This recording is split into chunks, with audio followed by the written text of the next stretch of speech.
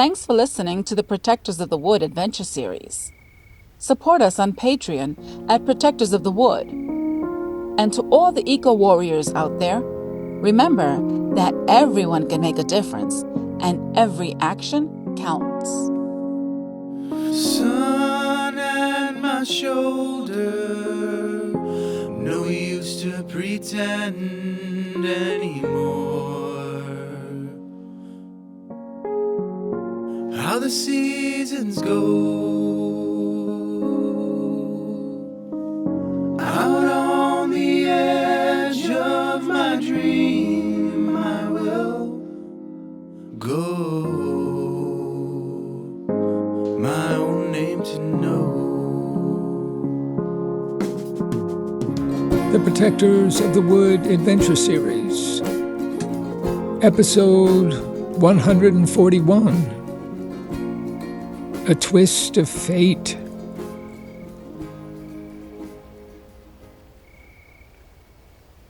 Abby had grown depressed over the stalkers watching her, and Tuck's anxiety over the trustee election.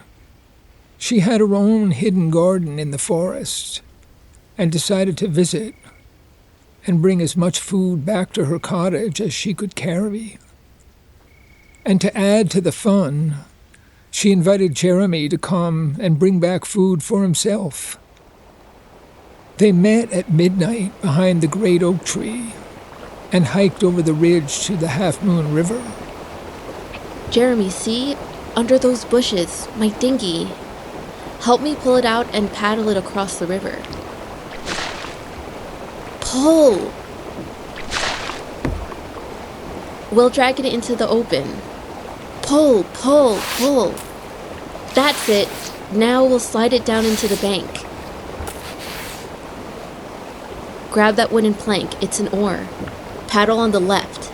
I use this pole. My God! Look at the stars! And they're mirrored in the water. This is beautiful. I wish we could stay right here in this wonderful breeze. They took a moment to savor the joy of it, and then the boat began to turn downstream. Paddle on the left. Harder, that's it. The boat slid up the muddy bank, and the stern swung downstream. Jump out. You pull and I'll push. Right under the bushes. Abby was thinking. Oh, I wish we could stop and chat, relax and look at the water.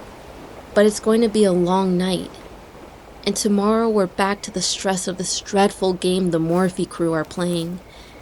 We'll just have to keep moving. They maneuvered through another dense pine forest on rising ground. Jeremy seemed tireless, so Abby increased the pace.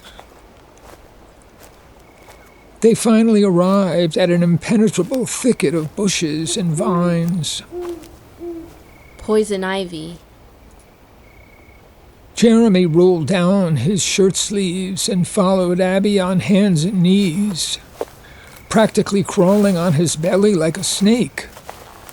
And suddenly, the sky opened up before them, and they stood looking across the garden to the swamp and the rugged cliffs and the towers of stone beyond.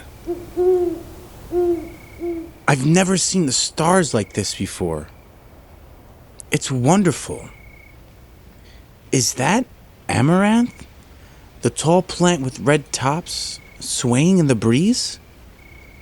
It's more than I could hope for. All compliments to you. It's amazing just to stand here. Abby moved to look at Jeremy's eyes. They were open wide, with passionate interest, so strong he seemed almost in shock. He gasped in wonder, gazing at the entire area in silence. Finally, he turned and gave her a bow. I've been missing this terribly. I'm starting to suffocate in the churchyard. I'm like a hunted animal. They just don't stop. He reached out and touched her shoulder. Let's not think of it now. We have so little time. Give me a tour. Let's choose stuff to bring back. There's more here than we can handle. Abby nodded and took out her jackknife. Here we go.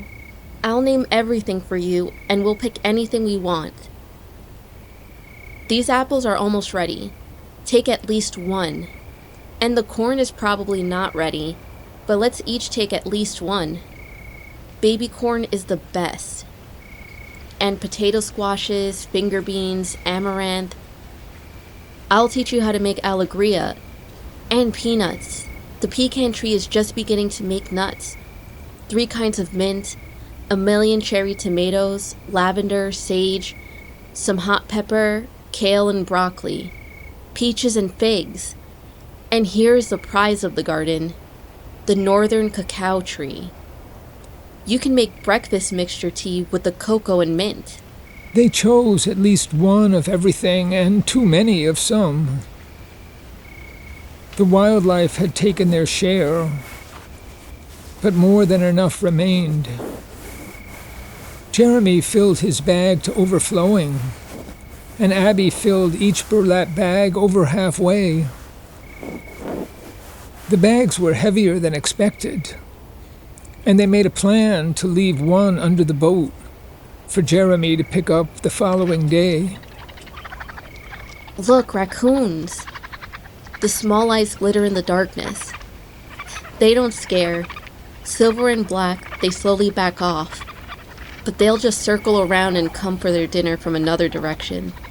I kinda like them, but with so much getting ripe, they'll make a mess of it. They want a bite of everything. Abby and Jeremy sat on a log and looked out over the swamp below to the cliff towering above. The endless stars in the open sky allowed them to see in a different way. Suddenly, they didn't know what to do next and became embarrassed. Jeremy stood up. I hate to say it, but we've got to go back and brave the storm of this coming week. Abby stood up, but neither of them moved. Jeremy turned and looked her in the eyes. This means so much to me. I never thought my life could be so full. Scary as it is, you make a big difference. I'll be honest. I'm terrified. It looks bad.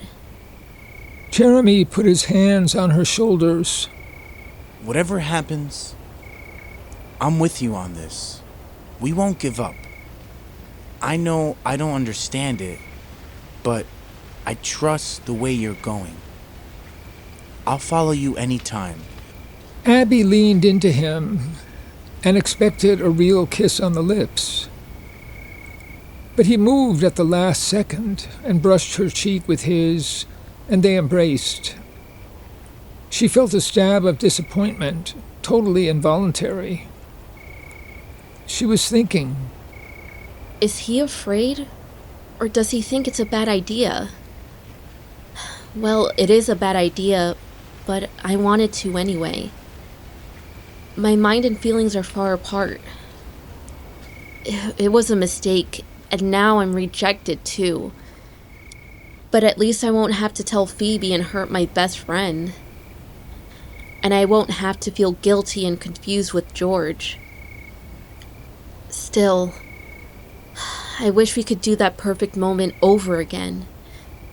And maybe, just maybe, Jeremy was thinking of our mission, the teamwork and unity necessary to work together. Maybe he thinks I should be uncommitted in love for the good of all. Jealousy would tear us all apart. Maybe tomorrow I'll thank Jeremy for his wisdom.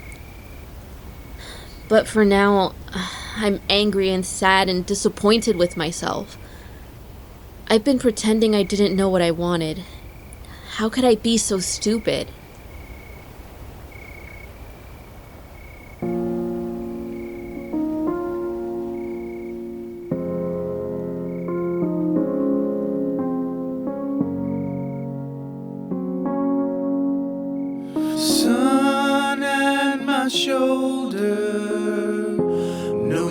use to pretend anymore. How the seasons go, out on the edge of my dream I will go, my own name to know.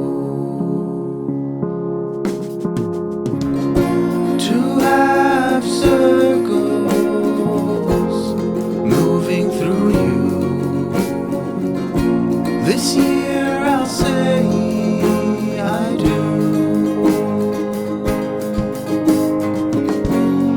Feel the cat's fur stand up on end, go round again. Then with the branches on a leafy ground, I'm found where the old life lies down. Before the buildings rose up on high, here am I, here am I. And when the year is new, in the fire of time I'll cry out, and I will follow you.